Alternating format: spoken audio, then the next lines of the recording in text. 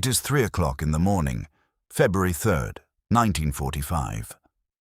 Suffolk, England. In a Nissen hut at Mendlesham Airfield, an orderly moves between the cots. Frost has settled on the grass between the hard stands. The breath of sleeping men rises in small white clouds above their sleeping bags. One by one, they stir. Outside, the temperature hovers near freezing. The winter dark is total. Tech Sergeant Raymond Fredette pulls himself upright. He is the toggler aboard a B-17 flying fortress called Fancy Nancy, assigned to the 7th Bombardment Squadron, 34th Bombardment Group. This is his 21st mission. Before he climbs into the nose of his aircraft, he notices something. Someone has scratched 2 words into the metal of the chin turret. Fat Boy Hector, a reference to his girth and his middle name. Fredette takes out his diary. He writes, "It was not with great relish that I got up this morning." He is not alone in that feeling. Across 40-odd airfields in Suffolk, Cambridgeshire, and Norfolk, 15,000 men are doing the same thing. Shaving in the cold, eating powdered eggs under fluorescent light, filing into briefing rooms that smell of tobacco and damp wool. They take their seats. The wall map is unveiled. A red ribbon runs from the coast of East Anglia eastward across the North Sea, across the Dutch coast, deep into the heart of the Reich. 2.5 meters of it, all the way to Berlin. In the 91st Bombardment Group's room at Bassingbourn, a navigator named Sam Halpert looks at the map. Later, he will describe it simply, "We were briefed to go to Berlin." What Halpert and Fredette do not know, what none of the 15,000 men know, is that the commander who gave this order reportedly swore when he received it himself. He called his superior to object. He was told, not unkindly, to stand down. And then he flew the mission anyway. This is the story of how he arrived at that moment, and what it cost him to comply. To understand what happens on February 3rd, 1945, you have to go back to a theory. A simple theory, brutal in its logic, that shaped every decision leading to that morning. Strategic bombing as practiced in the Second World War rested on a single premise, that industrial nations are fragile from the air. Destroy the factories, shatter the infrastructure, break the morale of the workers who feed the machine, and the machine stops. Berlin was the ultimate test of that theory. The German capital, the nerve center, a city of 5 million people, the 6th largest in the world, a target and a trap. Air Chief Marshal Arthur Harris of the Royal Air Force commits to testing it first. In November 1943, he launches the Battle of Berlin. He says so plainly, it will cost Germany the war. The Americans decline to join him. They are dealing with problems of their own. So Harris attacks alone. 16 massed raids between November 1943 and March 1944. Night after night, Lancaster and Halifax bombers cross the North Sea in the dark, find Berlin by radar, release their loads through cloud. The 22nd of November kills 2,000 Berliners and renders 175,000 homeless. The following night, 1,000 more are killed, but the Royal Air Force is paying a price it cannot afford. Over those 4 months, Bomber Command loses more than 1,000 aircraft and 7,000 aircrew. A loss rate above 6% means no man has a statistical chance of completing his tour. They keep going anyway. The post-war verdict of British official historians arrives quietly. The Battle of Berlin, they write, is not simply a failure. It is a defeat. Somewhere in these months, a joke circulates in the bombed-out streets of Berlin. Hermann Göring, commander-in-chief of the Luftwaffe, had publicly guaranteed that no enemy bombs would ever fall on the German capital. If they did, he said, Germans could call him Mayor, his own chosen term of humiliation. By 1943, Berliners are whispering that name in private, in the ruins. Field Marshal Mayer. While Harris is losing his campaign over Berlin, The Americans are confronting a disaster of their own. October 14th, 1943. The 8th Air Force sends 291 B-17 flying fortresses against the ball-bearing factories at Schweinfurt. 60 bombers do not return. The doctrine that had guided American strategy, that heavily armed B-17s and B-24s could fight their way through defended airspace without escort, has just been disproved in a single afternoon. The problem is geography. American escort fighters run out of range over the German border. Beyond that line, the Luftwaffe waits. For hours, bomber formations fly through German airspace with nothing between them and the fighters. The results are catastrophic. The 8th needs two things: a long-range escort fighter and a commander willing to use it. Both arrive in January 1944. The fighter is the North American P-51 Mustang, fitted with a Rolls-Royce Merlin engine and drop tanks. With full fuel, it can fly to Poland and back, 1,700 miles, at speeds approaching 440 miles per hour. Faster than anything the Luftwaffe is flying in defense of Germany. More of them are arriving every week. The commander is Jimmy Doolittle, 47 years old.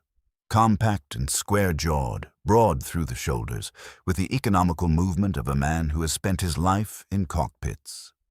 He holds a doctorate in aeronautical engineering from MIT and a Medal of Honor earned in April 1942, when he led 16 B-25 medium bombers from the deck of a carrier against Tokyo, a raid that everyone told him could not be done.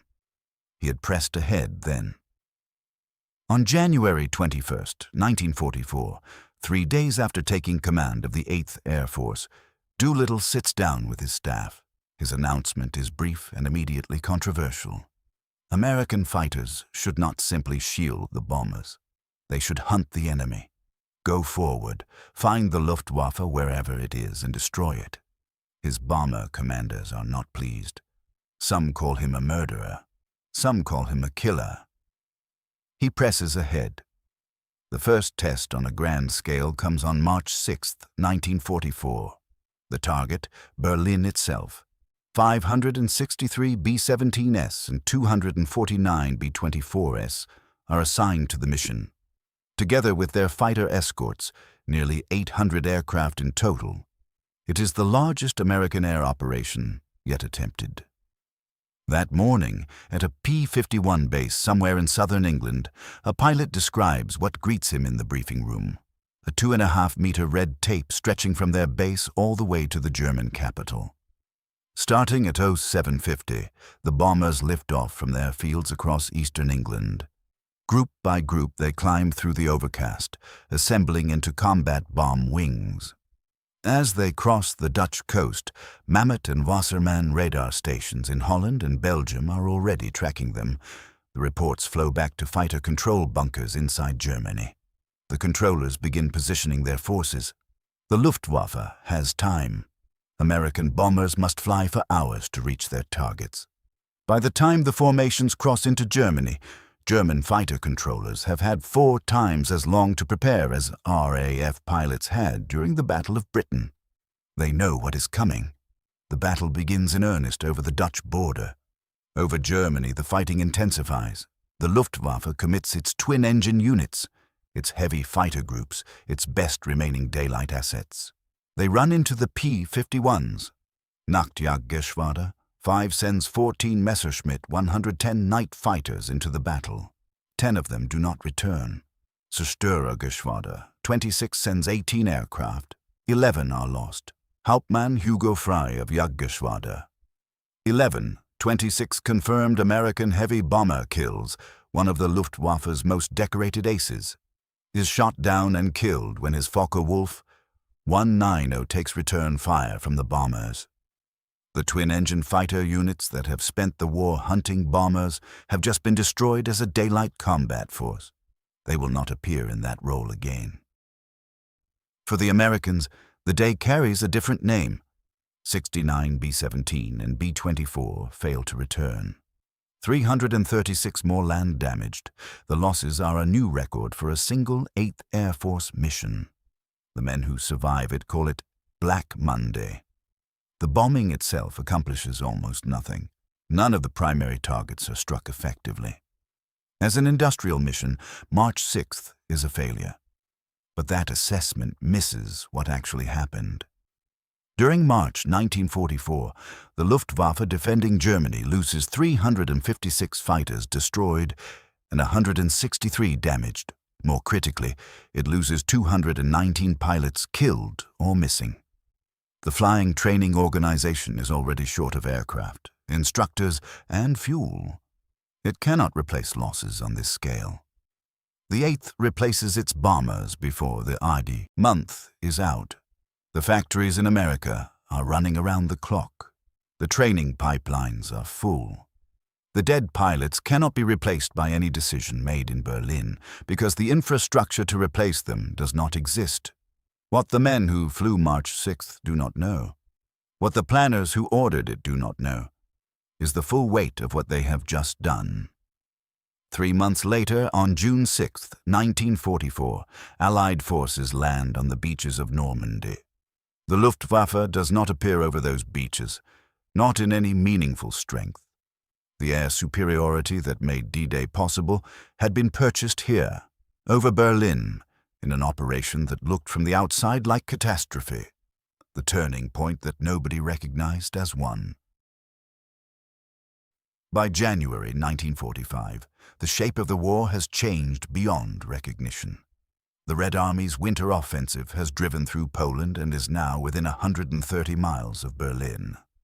The question is no longer whether Germany will lose. It is only how quickly.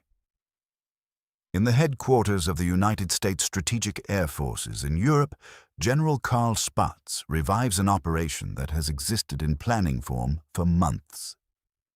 Operation Thunderclap.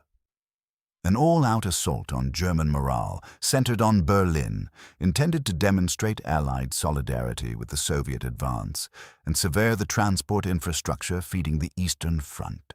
The specific intelligence justification for the mission arrives with apparent precision. German forces, specifically the 6th Panzer Army, are believed to be moving through Berlin's railway network en route to the east. Disrupt those rail connections, and you strangle a major armored force at a critical moment in the Soviet campaign. The logic is sound. The intelligence is clear. The intelligence is also wrong. The 6th Panzer Army is not moving through Berlin. It is not in the rail network beneath the city's streets. The military target on which the entire operational justification rests does not exist. 15,000 men are about to be sent into the most heavily defended airspace in Europe for a target that exists only on paper. Nobody knows this yet. In a courtroom in Berlin, the surviving conspirators of the July 20th plot to kill Adolf Hitler are still on trial. Their fate in the hands of the man the press calls the hanging judge. He has already sentenced many of them to death by strangulation. He has more sentences to deliver. Doolittle receives the battle order for February 3rd, 1945. He reportedly swears. The order designates the Friedrichstrasse railway station as the aiming point for a 1,000-bomber raid. To Doolittle, the designation is a fiction. The aiming point is Berlin. The mission is city bombing. And Doolittle, who has spent 14 months building a force specifically to draw a line between what the RAF does at night and what the 8th does in daylight, picks up the phone and makes his objection explicit to Spaatz. He has argued against institutional resistance before.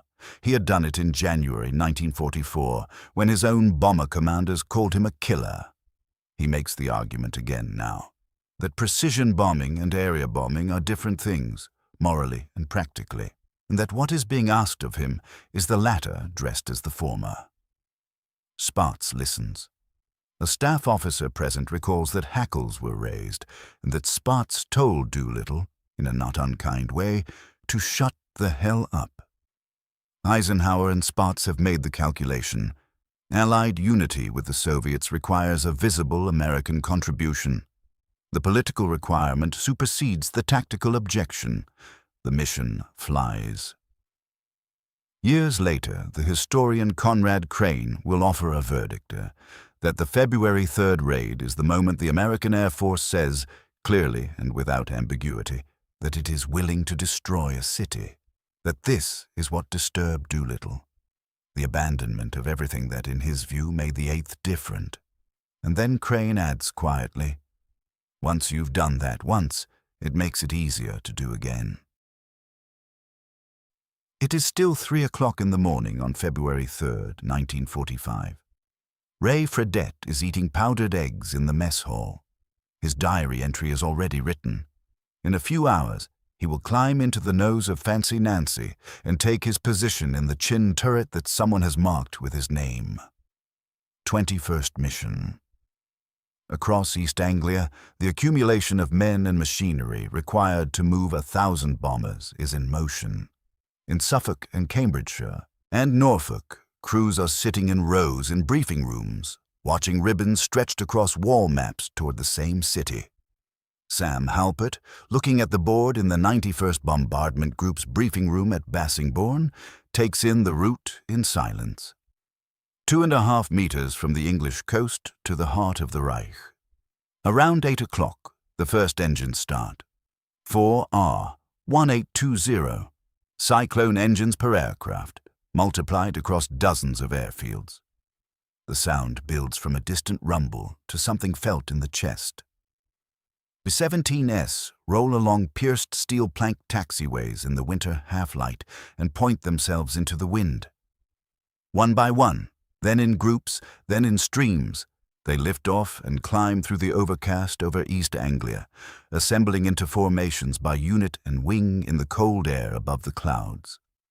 One airman watching from the ground writes later simply that the number of bombers was something beyond the imagination. The formation that takes shape over England numbers 1,003 heavy bombers. As they cross the North Sea and approach the continent, P-51 Mustangs of the 8th fighter groups sweep forward ahead of the stream. Over Germany, P-47 Thunderbolts of the 56th Fighter Group, equipped for the first time with external fuel tanks that push their range to the German capital, press deeper than they have gone before. Before the formation reaches Berlin, a mid-air collision kills 15 men. No warning, no enemy. One moment, 2 aircraft are in formation. The next, they are not. 3 men out of 18 survive. The formation continues east. Berlin's anti-aircraft defenses stretch 40 miles in every direction. At the city's core, 3 enormous concrete towers rise above the roof lines. At the zoo, at Humboldthain, at Friedrichshain. The flak towers carry 128mm guns on their upper platforms, guns capable of reaching altitudes that would have seemed impossible a few years ago. Feeding shells into those barrels in the cold February morning are not soldiers. They are teenagers, boys of the Hitler Youth and girls of the League of German Girls, their faces upturned toward the formations moving high overhead, working the ammunition lifts and the fuse setters and the loading trays. The bomb bays open over a city already half in ruins. From 25,000 feet, Berlin spreads below in grey winter light. Pocked and smoking, the wreckage of a dozen previous raids already there. In the lead position over the formation, flying at the point of maximum danger, is Lieutenant Colonel Marvin D. Lord, operations officer of the 91st Bombardment Group, 23 years old, on his second combat tour, the youngest face at the briefing table and the one leading the formation over the most heavily defended city in Europe. He does not come back. The bombs fall. The aiming point is the Friedrichstrasse railway station. The formations have flown nearly 8 hours and crossed the worst airspace in the world to hit it. What post-war analysis of the entire campaign will eventually confirm is already playing out below. High-altitude daylight precision bombing has never been as accurate as the men ordering it believed. The bombs scatter. The station is hit. So is much of the surrounding city. Roughly 3,000 civilians die in the rubble. The 6th Panzer Army's trains are not in Berlin's rail yards. They were never there. The intelligence that justified the mission, that gave Spatz the argument to overrule Doolittle, that sent 1,003 crews into the flak over Berlin. It was wrong. The load-bearing premise of the entire chain of command's decision collapses in the silence of empty tracks. Among the dead on the ground is the hanging judge. That morning, in his courtroom in Berlin, he's in the middle of the conspirators' trial when the roof comes in. He has been sentencing these men to death for months, men who tried to kill Hitler and end the war. He has more defendants still to process. American bombs, aimed at a railway station, find his courtroom instead. The conspirators had tried to kill the regime from within. They had failed, and this judge had been given the work of finishing them. The bombs of the nation those men had been trying to surrender to arrived on the same morning, aimed somewhere else entirely, and did what the plotters could not. The courtroom goes silent. The judge does not rise from the rubble. Fredette makes it back to Mendlesham. He writes in his diary. The war continues for 3 more months. On March 18th, 1945, the 8th Air Force mounts its largest single raid of the war.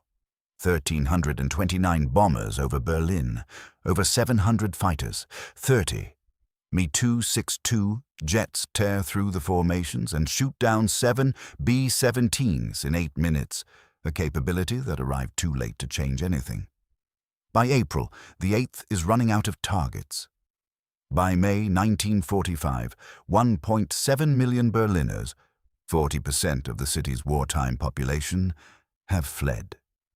The post-war accounting is complicated. German civilian morale did not break. War production in the Reich had continued rising through the end of 1944. The theories on which the entire campaign rested, that bombing cities would shatter the will of the people who lived in them, were disproved by the evidence left behind. The British dropped 45,000 tons of bombs on Berlin. The Americans dropped 22,000 more. The intended effect did not follow. What the bombing did accomplish, quietly, without ever being stated as an objective, was different. It forced Germany to pull roughly a third of its forces from the Eastern Front to defend its own skies. In 1941, 65% of Germany's military strength faced east. By 1944, that figure had fallen to 32. Germany had been fighting a 2-front air war it could not sustain, bled out in the skies above its own capital, and the consequence of that bleeding fell elsewhere, on the beaches of Normandy, on the columns of the Soviet advance. Albert Speer, surveying the wreckage after the war, offered his verdict on what the bombing campaign had actually achieved. He called it the greatest lost battle on the German side. A campaign that failed at what it claimed to be doing, succeeded at something it never claimed credit for. Jimmy Doolittle went home. He gave his interviews. He received his 4th star by Act of Congress in 1985, an honor 4 decades in arriving. He lived to 96. In 1991, he published his memoirs, a full account of his life in aviation, from the early air races to the Tokyo raid to the building of the 8th Air Force, from 451 bombers to 1,655, from doctrine fights with his own commanders to armadas that filled the sky from horizon to horizon. He described January 1944 and the fighter doctrine and the men who called him a killer for it. He described March 6th and Black Monday and what the losses had purchased. He described, with evident pride, what the 8th Air Force had become. He did not describe the phone call to Spatz on February 3rd, 1945. He did not mention his objection. He did not revisit the order that made him swear, or the argument he had made and lost, or the mission he had flown against his own convictions, or what it meant that the intelligence justifying his compliance had been wrong. Conrad Crane's words stand without answer. Once you've done that once, it makes it easier to do again. The man who had always said exactly what he thought chose, in the end, not to say this.